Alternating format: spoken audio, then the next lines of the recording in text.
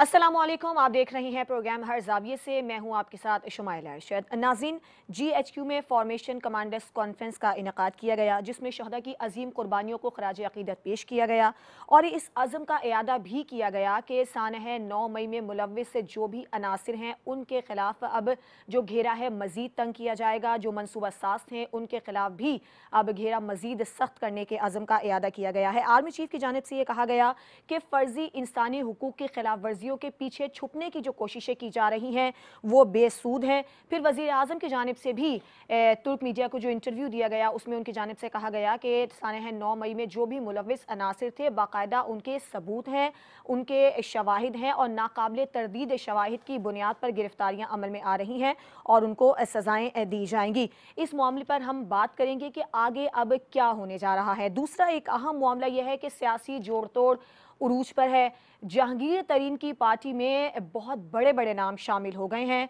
वो तहरीक इंसाफ के रहनुमा जो कि तहरीक इंसाफ को खैरबाद कह चुके हैं, उन्होंने तहरीक इंसाफ की पार्टी को जहांगीर तरीन की पार्टी को ज्वाइन कर लिया है और इस पार्टी के मंशूर का ऐलान भी कर दिया गया है और नाम भी फाइनल कर लिया गया है। इस्तेहकाम पाकिस्तान पार्टी के नाम से जहांगीर तरीन ने अपनी पार्टी का उसको मुतारिफ भी करवा दिया है। तो क्या ये इस्तेहकाम पाकिस्तान पार्टी अवामी मकबूलियत हासिल कर सकेगी और क्या हम कह सकते हैं कि जो तहरीक इंसाफ पार्ट 2 का नाम भी इसे दिया जा सकता है? इस पर भी हम अपने मेहमानों से बात करेंगे। तीसरा अहम मामला यह है कुछ मईशत के हवाले से। बजट पेश किया जाना है और IMF का मुआहिदा ताहाल नहीं हुआ है। इक्तिसादी सर्वे भी जो है आज वज़ीर ख़जाना की जानिब से पेश कर दिया गया है। अब जो बजट आने वाला है क्या वो आवाम दोस्त होगा? क्योंकि हुकूमत की कोशिश तो ये है कि इलेक्शन में जाने से पहले कुछ ऐसा बजट दे दिया जाए कि वो इलेक्शन में कुछ जीत सकें या आगे जा सकें। तो इस मामले पर हम बात करेंगे। फिर IMF से मुआहदे के हवाले से भी वज़ीर आज़म खासे पुरउम्मीद हैं। ये वो आज के अहम टॉपिक्स हैं जिन पर हम अपने मेहमानों से बात करेंगे। अपने मेहमानों से मैं आपका तारुफ करवा देती हूँ। काशिफ रफ़ीक इस्लामाबाद स्टूडियो से हमारे साथ मौजूद हैं, मुनव्वर भट्ट साहब लाहौर स्टूडियो से, इम्तियाज़ खान फ़ारान साहब और सना मिर्ज़ा तज़ियाकार के तौर पर हमसे बात करेंगी।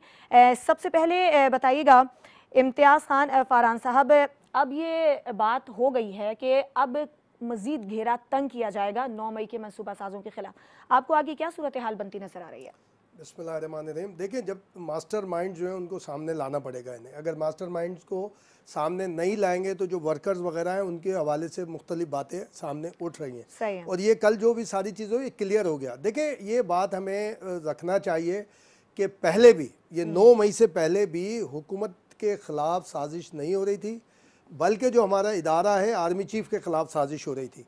उनकी गैर मौजूदगी में 9 मई को ये सारा काम किया गया और उस वक्त अपने वर्कर्स को और बहुत सारों को इस बात पे ज़हनी तौर पे इन्होंने आमादा किया हुआ था कि खुदा न खास्ता कू हो सकता है, खुदा न खास्ता कोई गड़बड़ हो सकती है। जो इस लेवल पे चले जाएं तो उनके खिलाफ भरपूर कार्रवाई बनती है। और अगर जैसे इंसानी हुकूक की तंजीमें जो बात कर रही हैं या बात करना चाहती हैं तो उन्हें फिर सॉलिड एविडेंस देने चाहिए। फिर हम मकबूजा कश्मीर में जो सॉलिड एविडेंस दे रहे हैं, जो हम दूसरी जगहों के हवाले से दे रहे हैं, फिर अमेरिका में क्यों कार्रवाई की गई? जब ट्रंप का एक मामला आया था, जब उसके ऊपर मिलिट्री इंस्टॉलेशन पे अटेम्प्ट किया अमेरिकन ने, तो वहाँ पर क्यों उनके खिलाफ बदतरीन कार्रवाई की गई, क्यों सख्त कार्रवाई की गई? देखिए, ये मामला बड़ा आसान नहीं है। आप इस बात को बात करते हैं कि जनाब ये हुकूमत पाकिस्तान के हवाले से बात हो रही थी, जनाब ये हुकूमत के खिलाफ मुजाहरा।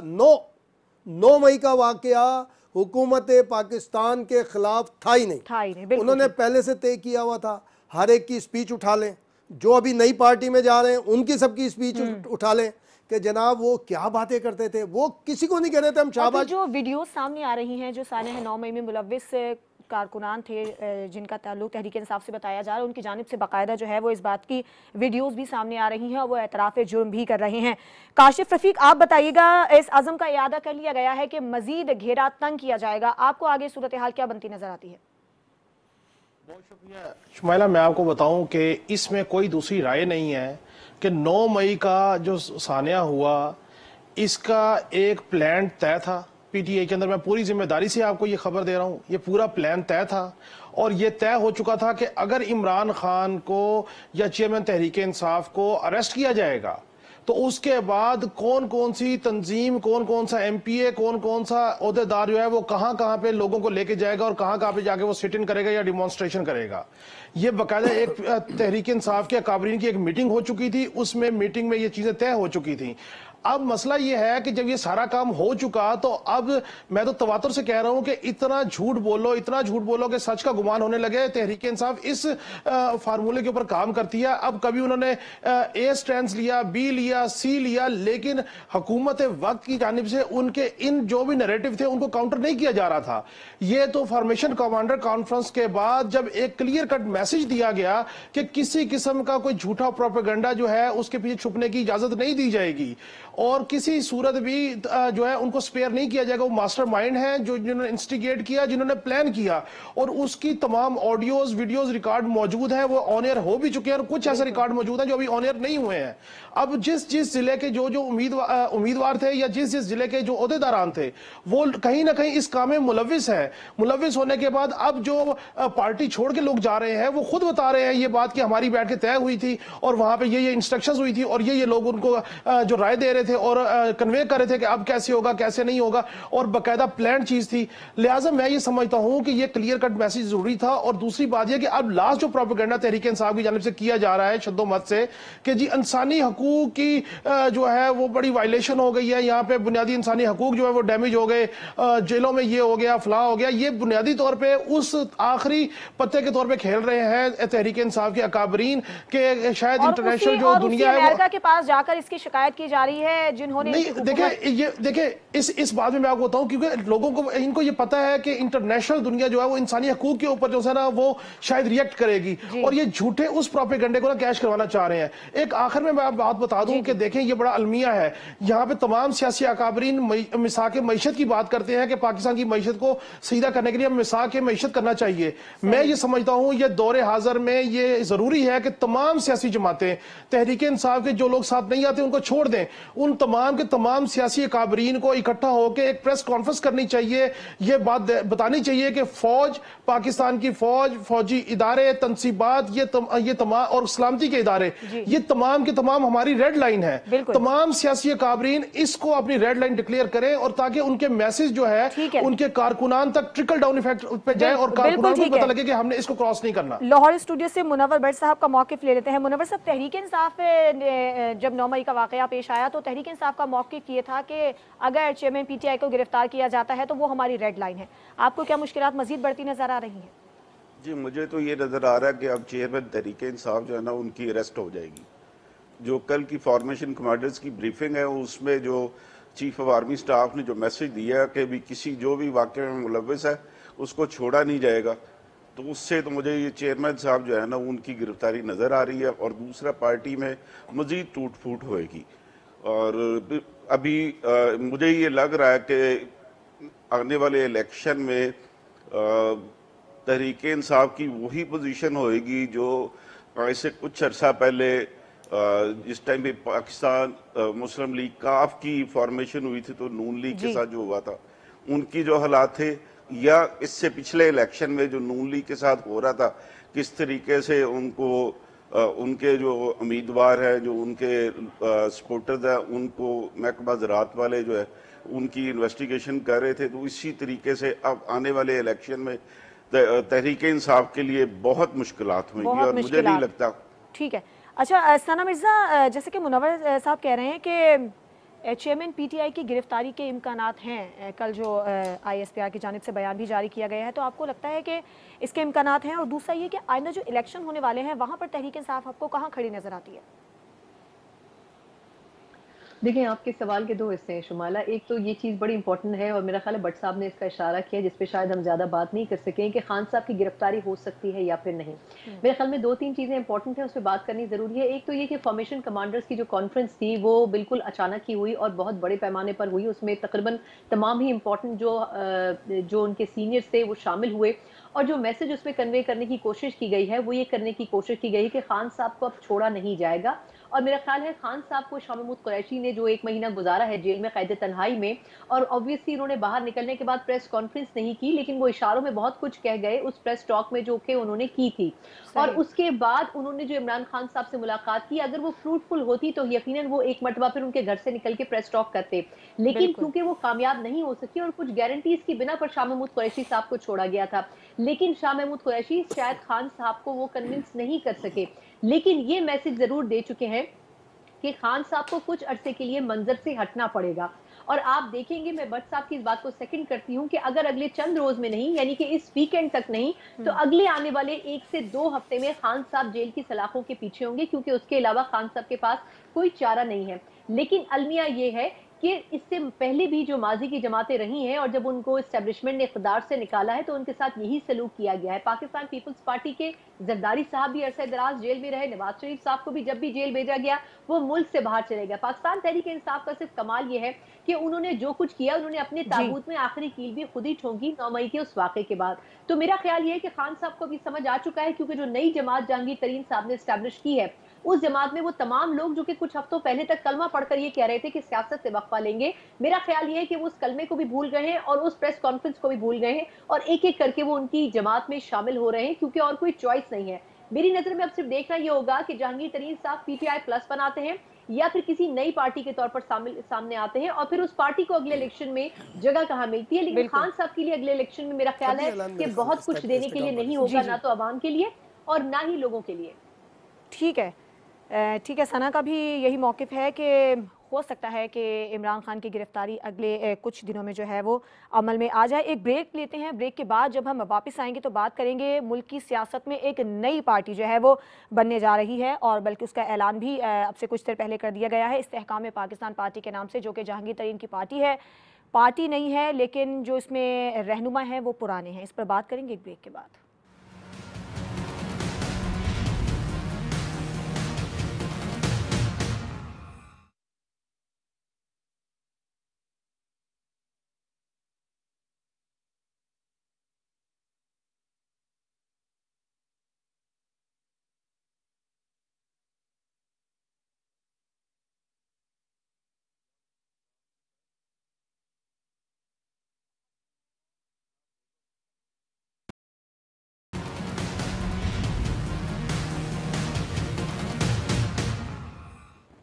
Welcome back. Istehkam Pakistan party जो कि जहांगीर तरीन की पार्टी है, उसके मंशूर का ऐलान कर दिया गया है, नाम भी फाइनल हो गया है, और तहरीक इंसाफ के बड़े बड़े नाम जो तहरीक इंसाफ को छोड़ गए थे वो इस जमात में शमूलियत इख्तियार कर चुके हैं।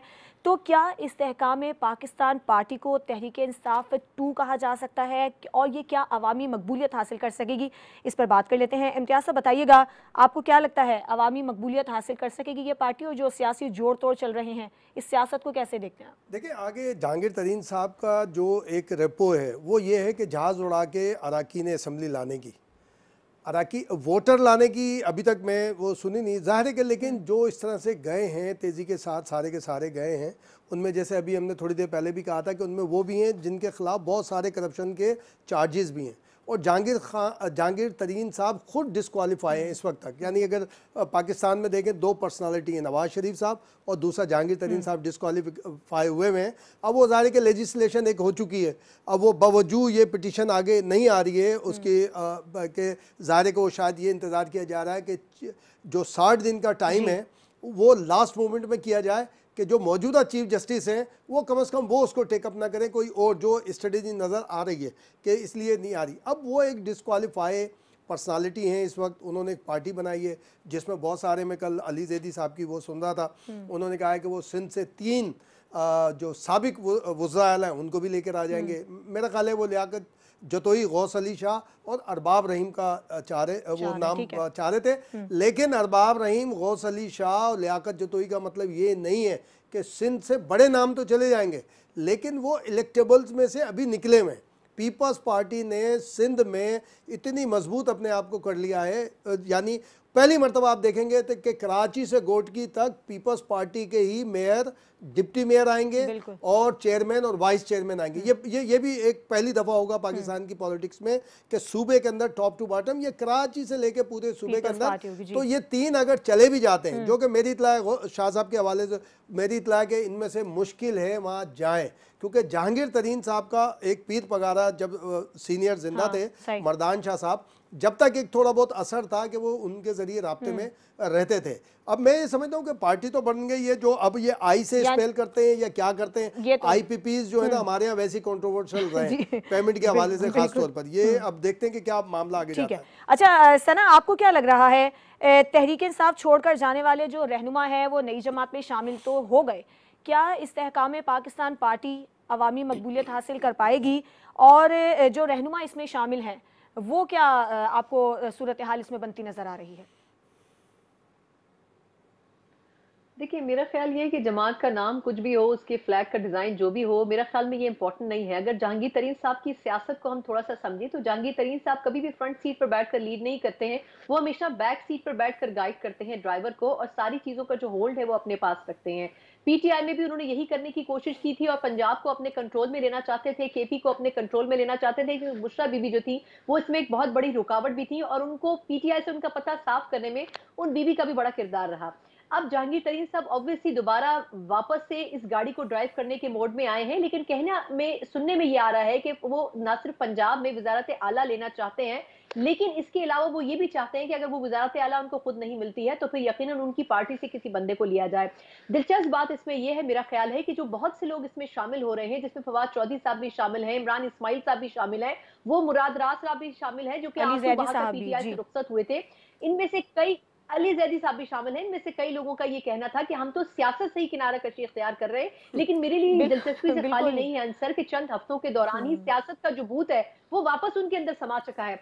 तो मेरा ख्याल ये है कि यकीनन एक सेकंड पैरेलल प्लेटफॉर्म है पीटीआई को तोड़ने में, ये जो नई जमात अब बन रही है, क्योंकि तरीन साहब खुद तो अभी पार्टी स्टैब्लिश कर नहीं सकते, अब आई डोंट नो कि वो किसके बिहाफ पे पार्टी रजिस्टर करवाते हैं, लेकिन ये जमात बहुत बड़ा किरदार अदा करेगी पीटीआई को पंजाब में तोड़ने में मेरी नजर में। लेकिन इंपॉर्टेंट ये होगा कि केपीके में ये जमात कैसा और क्या परफॉर्म करती है, क्योंकि केपीके में पाकिस्तान तहरीक इंसाफ का होल्ड अब भी मौजूद है।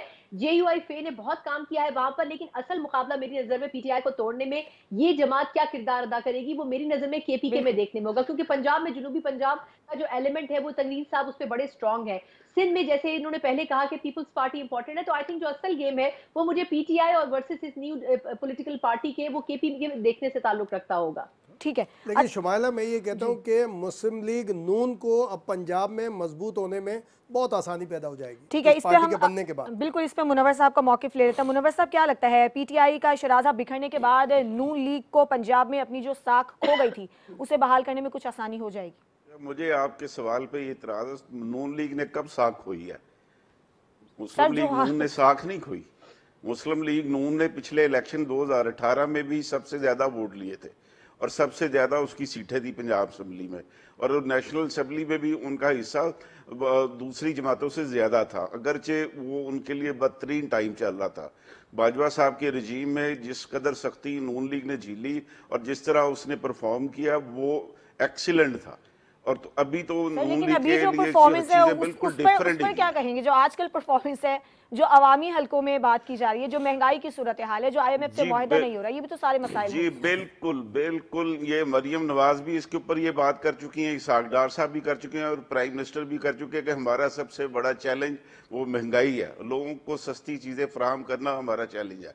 उन्होंने किसी भी टाइम पे ये बात नहीं की कि पॉलिटिकल अपोनेंट उनके लिए पंजाब में बड़ा चैलेंज है, इस तरह की कोई बात नहीं कर रहे। वो अपना चैलेंज बता रहे तो वो महंगाई को बता रहे, बेरोजगारी को बता रहे, महंगी अशिया उसको बता रहे, और इसके लिए वो काम करे। अभी डिफरेंट इश्यूज हुए जिसपे सारी जमातों ने पंजाब में आके इलेक्शन मुहिम भी चलाई और जलसे भी किए, जुलूस भी किए, रैलियां भी निकाली, लेकिन मुस्लिम लीग नून ने पंजाब में इस तरह का कुछ नहीं किया।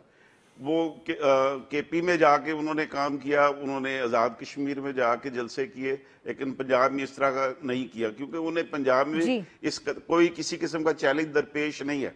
सबसे बड़ा मसला इस टाइम पे ये है मुस्लिम लीग नून के लिए कि उनके रहबर रहनुमा कायद जो हैं वो किस टाइम पे पाकिस्तान वापस आते हैं, किस तरह उनकी नाहली ख़त्म होती है और किस तरीके से वो पार्टी को लीड करेंगे।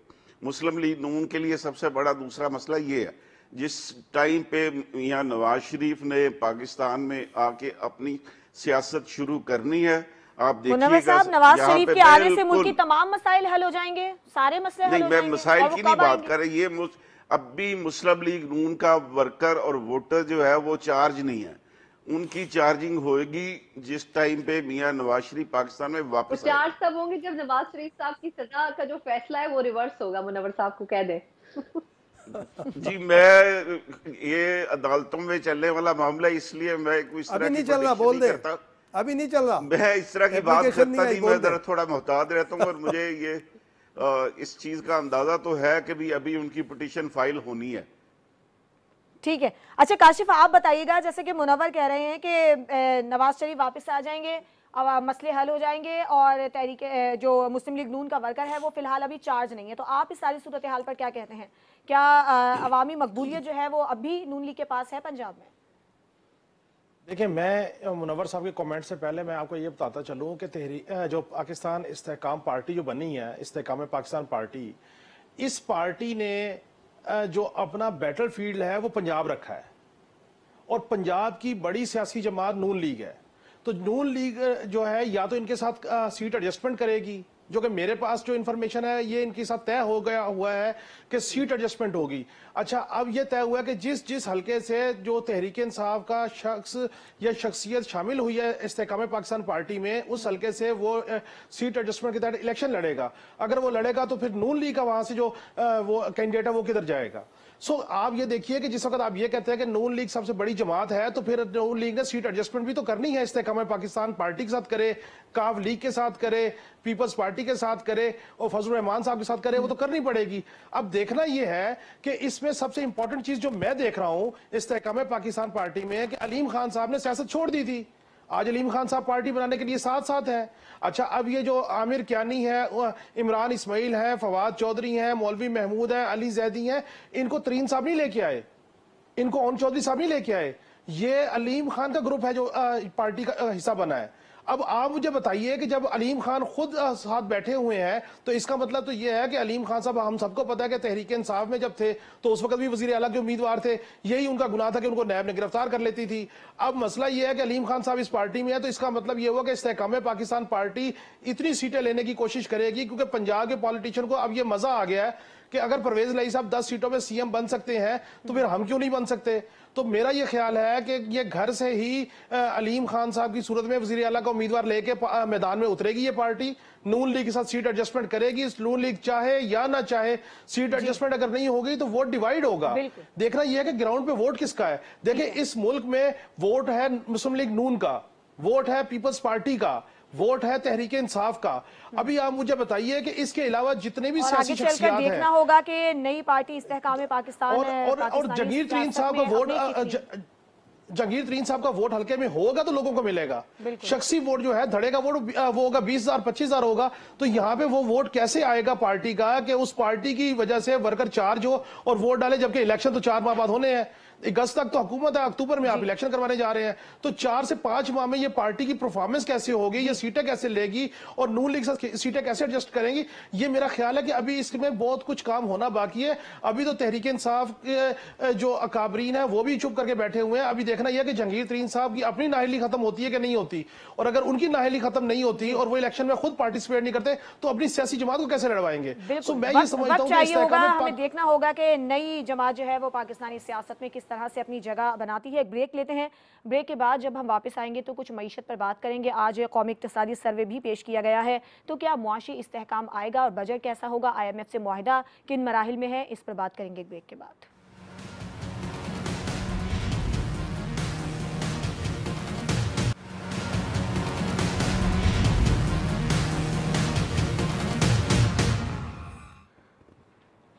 Welcome back. रवा माली साल का इक्तिसादी सर्वे पेश कर दिया गया है। मुआशी इस्तेहकाम आएगा या नहीं आएगा, IMF से मुआहिदा होगा, जो बजट आने वाला है वो कैसा होगा, इस पर हम बात करते हैं। काशिफ, सबसे पहले आप बताइएगा, आज इक्तिसादी सर्वे भी पेश कर दिया गया है, क्या आगे उम्मीदें बनती हुई नजर आ रही हैं? कैसा बजट आने वाला है? क्या कुछ आवाम को रिलीफ मुहैया होगा? और जो IMF से मुआहिदा होना है उस हवाले से क्या अपडेट है, क्योंकि वज़ीर आज़म ने तो कहा था कि वो पुरुम्मीद हैं।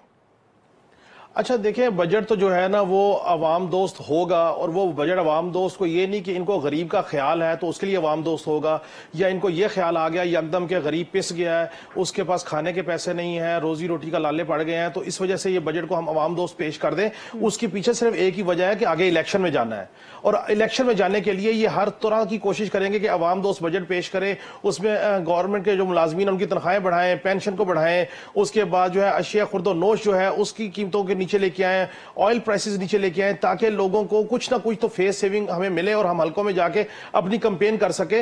ये बात की बात है कि उस बजट के बाद जो हुकूमत आएगी और वो जब हुकूमत बनेगी तो ये आप देख लीजिएगा कि वो आने वाली हुकूमत ये कहेगी कि जाने वाली हुकूमत ने इतना जालिम बजट पेश कर दिया, ये चीजें कर दी कि हमारे लिए बड़ा मुश्किल हो गया। वो दोबारा महंगाई को बूस्ट कर देंगे। ये पिछले 3 अदवार का जायजा ले ले तो यही प्रैक्टिस पाकिस्तान में होती आ रही है। यानी अपना मतलब निकाल के दोबारा उसी मुश्किल में धकेल जाएंगे। देखिए, जिस वक्त 2018 का बजट पेश हुआ था और उसके बाद जब तहरीक इंसाफ की हुकूमत आई थी, उन्होंने यही राग लापा था 2 साल के, वो हमें मार गए, हमें ये कर गए, उन्होंने जनाब कर्जे इतने ले लिए, उन्होंने सूद इतना चढ़ा दिया। सो ये जो बजट है, मैं इसमें बिल्कुल कन्विंस हूं कि ये बजट कोई अवाम की मोहब्बत में अवाम दोस्त नहीं होगा। ये किसी कोई खुशफहमी में ना रहे। ये बजट बेसिकली अपनी इलेक्शन मुहिम के लिए अवाम दोस्त होगा, जिसकी वजह से इन्होंने जाके पेश करना। और अगर ये अवाम दोस्त ना हुआ तो आप देखिएगा कि इलेक्शन में इनका क्या हाल होगा। अब बाकी रही बात ये कि अगर आप IMF के साथ मुआहिदा भी नहीं कर सके, जब आप IMF के साथ रिव्यू में जाएंगे और जायजा प्रोग्राम में जाएंगे तो फिर वहां पे एक टैक्सेस की नई डोमेन सामने आ जाएगी। गो के इसहाक डार साहब कह रहे हैं कि जी हमने अगले माली साल की जो वसूलियां वो 9200 अरब रुपए रखी हैं और IMF इस पे कन्विंस है हमारे साथ, जबकि उन्होंने कहा है कि 14,500 अरब रुपए का हुजम का जो बजट है वो पेश करने जा रहे हैं। इसके अलावा जो 200 अरब रुपए के नए फाइनेंस बिल के जो टैक्स है वो भी होंगे। अब आप देखिए इसमें सब्सिडीज भी होंगी। अब IMF का तकाजा यह है कि सब्सिडीज को कम करें। आपने इसीलिए ऑयल प्राइस बढ़ाई ना कि आपने सब्सिडीज को आहिस्ता आहिस्ता ग्रेजुअली नीचे कर गए। बिजली की प्राइसेस भी इसलिए बढ़ी और गैस की प्राइसेस भी इसलिए बढ़ी। अब जब तक आप बिजली, गैस, पेट्रोल और अशिया खुर्दो नोश इनकी कीमतों को कट नहीं लगाते, कंट्रोल नहीं करते, तो पब्लिक को तो कोई फायदा नहीं है। कोई अवाम दोस्त बजट तो वो तभी कंसीडर होगा जब अवाम के लिए खुशहाली होगी, रोजी रोटी के लिए और बिलखसूस घरेलू अशिया के लिए। ठीक है। अच्छा मुनव्वर, आपसे ये सवाल है, क्या पाकिस्तान को ऐसा बजट अफोर्ड कर सकता है जिसमें IMF की तय करदा बुनियादी बातों की खिलाफ वर्जी की गई हो? नहीं, पाकिस्तान फिलहाल तो इस तरह का बजट जो है नहीं करता। ये आज अभी थोड़ी देर पहले फिनांस मिनिस्टर इसहाक डार साहब ने जो प्रेस कॉन्फ्रेंस की है उसमें उन्होंने ये चीज़ वादे कर दी थी कि वो इस आइंदा जो माली बजट है उसके हवाले से IMF को अपनी गुजारिशात कर चुके हैं कि वो किस तरीके से ये चीज़ें मैनेज करेंगे, और ये IMF की कॉन्सेंट के साथ ही ये बजट दिया जा रहा है। लेकिन इसमें उन्होंने थोड़ी सी गुंजाइश रखी है कि आम आदमी को थोड़ा सा रिलीफ मिल सके।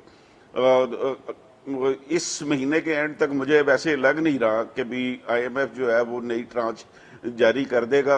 लेकिन ये है कि मुस्लिम लीग नून की हुकूमत जो है इलेक्शन बजट के की तरह ही इसको लेके चलेगी, और अगले माह से मुझे ये जो फोर्सी हो रहा है, जितना मैं इसहाक डार साहब को मैंने देखा तो मुझे ये लग रहा है कि जुलाई के शुरू में डॉलर की कीमत जो है वो कम हो जाएगी।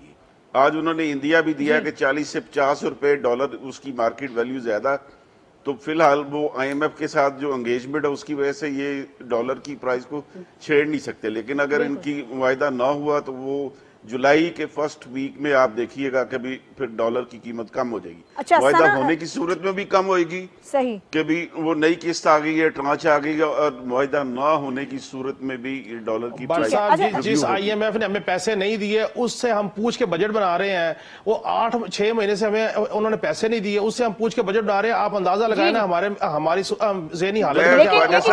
लेकिन वज़ीर आज़म की जो मुलाकात हुई थी उसमें उनका उम्मीद तो दिलाई गई है कि 9वां और 10वां जायजा मिला के दे दिया जाएगा। सना, आपको क्या लगता है, वज़ीर आज़म को प्रोग्राम की बहाली का इशारा दे दिया गया है IMF की जानिब से, आपको क्या आगे सूरत हाल बनती नजर आती है?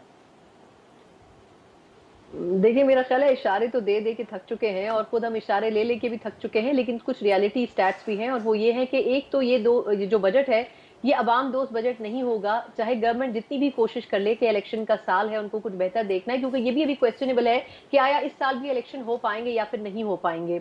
जहां तक बजट की बात है तो आईएमएफ से कुछ चीजों के ऊपर कंसेंट उनको दे दी गई है कि एक तो ये कि जो सब्सिडीज है वो हादसाती तौर पर या अचानक ही आवाम के रिलीफ के लिए नहीं लगाई जाएंगी, जिसका असल जो निशाना है वो इलेक्शन में वोट गैदर करना है, क्योंकि आईएमएफ ने बड़ा स्ट्रिक्टली कहा है कि जो सब्सिडीज हैं विदाउट अप्रूवल नहीं होनी चाहिए या कम से कम उनकी कंसेंट या उनकी नॉलेज होनी चाहिए। फिर ये कि कुछ हिडन टैक्सेस भी थे, कुछ जो टैक्सेस हैं वो मिनी बजट में लगाए जा चुके हैं और जैसे हमारे कभी पैनलिस्ट ने कहा कि 200 अरब के करीब मजीद टैक्सेस लगाए जाएंगे तो वो भी लगने हैं। मेरा ख्याल ये कि कुछ ऐसी भी चीजें मान ली गई हैं गवर्नमेंट की तरफ से जो कि शायद जो फर्दर मीटिंग्स हैं या फर्दर जो बाद में स्टेजेस होती हैं उस पर मानी जाती हैं। उसकी सबसे बड़ी वजह ये थी कि हम नवंबर से लेकर अब तक ये कोशिश कर रहे थे, जिस चक्कर में हमने मिफ्ता इस्माइल साहब को किक आउट कर दिया उनकी मिनिस्ट्री से, कि ये डील हो नहीं पा रही। मेरे ख्याल में इसमें एक एंगल ये भी बड़ा इंपॉर्टेंट है कि जो इंटरनेशनल लॉबी है जो खान साहब की सपोर्ट में आजकल बहुत ज्यादा बातें कर रही है, एक वजह ये भी इसकी हो सकती है कि वो इंटरनेशनल लॉबी प्रेशराइज कर रही है इस गवर्नमेंट को कि खान साहब को कहीं ना कहीं साइट ऑफ रिलीफ दिया जाए। अगर ऐसा ना हो, अगर ये बयानिया दुरुस्त ना हो तो फिर उनको ये कहने की जरूरत क्यों पेश आ रही है कि जी पॉलिटिकल स्टेबिलिटी आपके मुल्क के लिए बड़ी इंपॉर्टेंट है। अगर एक आईएमएफ जैसे इदारे को पॉलिटिकल स्टेबिलिटी की फिक्र है तो इसका मतलब यह है कि दाल में कुछ काला है। तो मेरा ख्याल यह है कि अगर सिर्फ हम यही बात करें कि आईएमएफ से एग्रीमेंट आखिर क्यों नहीं हो पा रहा, मेरा ख्याल है पाकिस्तान की हिस्ट्री में ये दूसरी मर्तबा हो रहा है कि आईएमएफ से जो एग्रीमेंट है वो इतना लेट हो गया है कि जून में ये एक्सपायर हो जाएगा अमाउंट जो कि हमें मिलना था। तो इन एनी केस इस गवर्नमेंट की कोशिश होगी कि इस जो अमाउंट है इसको हर सूरत में लिया जाए और इस एग्रीमेंट को हर सूरत में किया जाए, लेकिन अगर ये नहीं हो पाता तो जरा वक्त की हमारे पास कमी है। इम्तियाज खान फरहान साहब का मौक़िफ़ ले लेते हैं। इम्तियाज साहब बताइएगा हुकूमत कितनी आपको फंसी हुई नजर आती है मुआशी भंवर में? देखिए इस वक्त मैं कराची में एक हफ्ते के अंदर 2 से ज़ायद मीटिंग देख चुका हूँ बहुत सारे इकोनॉमिकल एक्सपर्ट्स की जो अब्रॉड में थे और वापस आए, और जो आसिफ जरदारी साहब जो एक्टिव हुए हैं और जो निकले हैं बिज़नेस कम्युनिटी से मुलाकात के लिए, मैं आपको ये बता रहा हूँ कि बिलावल हाउस में 2 मीटिंग बहुत ही ये इकोनॉमिकल एक्सपर्ट्स के साथ उनकी हो चुकी है। नवेद कमर एक्टिव है इस वक्त, और मैं ये समझ रहा हूँ हो सकता है मैं इसमें कि जी इंटरनेशनल रिक्वायरमेंट के तहत आईएमएफ से मायदा आपका ज़रूरी है, अदरवाइज़ अब आईएमएफ से ऊपर की बात हो रही है। ईरान से जो मामला बेहतर हो रहे हैं, अफ़गानिस्तान के साथ जो मामला हो गया, चाइना का जो एक मामला चल रहा है, मैं ये समझता हूँ ये बार्टर सिस्टम का अनाउंसमेंट खामखा नहीं है, और ये कि जी अपनी करेंसी के साथ काम करना ये खामखा नहीं है, ये बिल्कुल काम हो रहा है। और ये ठीक है, हम इसको ये भी कह सकते हैं ख्वाब, तो ये एक अच्छा ख्वाब है। और मैं समझता हूँ कि आईएमएफ पे शायद प्रेशर हुकूमत पाकिस्तान की तरफ से उस तरह ना डाला जाए। उसकी सबसे बड़ी मिसाल ये है कि आईएमएफ से हमें गुज़िश्ता साल में भी कोई किस्त नहीं मिली, लेकिन हम तमाम उसकी जो किस्तें हैं वो अदा कर रहे हैं, चाहे किसी भी तरह से कर रहे हो। और जैसे मुनव्वर भट्ट साहब ने कहा ये बात कि जी सागदार, आई थिंक मुनव्वर भट्ट साहब ने कहा था कि डॉलर जुलाई में आएगा, हो सकता है डॉलर ये जो बजट है बजट पेश होने के बाद से तेज़ी के साथ है। देखें कहते हैं ना कि जब आप किसी को दीवार से लगा देते हैं तो फिर वो काम शुरू करता है। सना बिल्कुल सही बात कह रही है कि इंटरनेशनल लॉबी एक है जो जिसको प्रोपेट कर रही है पाकिस्तान के अगेंस्ट और आईएमएफ को प्रेशराइज कर रही है। और ये बेनज़ीर साहबा जब थी 96 वगैरह में या उसका दौर था जब मैं खुद हमने भी हम उस वक्त देखा था, एक मुश्किल मरहला आया था तो बेनज़ीर साहिबा ने उसको स्ट्रेटेजी के साथ निकली थी, और आसिफ जरदारी उसी स्ट्रेटेजी के साथ इस वक्त एक्टिव है। और मैं ये समझता हूँ कि ये कैसे होगा, क्या होगा, जाहिर है कि वो बजट मुश्किल जरूर है, लेकिन उस मुश्किल ने पाकिस्तान को आसानियों की तरफ रास्ते पे डाल दिया। मुश्किलात जरूर है लेकिन आसानी के रास्ते सिर्फ ये है कि सबसे ज्यादा जरदारी साहब से हम निकल सकते। मुनव्वर भट्ट साहब, सना मिर्जा, इम्तियाज खान फरहान साहब, काशिफ रफीक हमारे साथ मौजूद थे। आप सबका बहुत शुक्रिया। इजाज़त दीजिए, अल्लाह हाफ़िज़।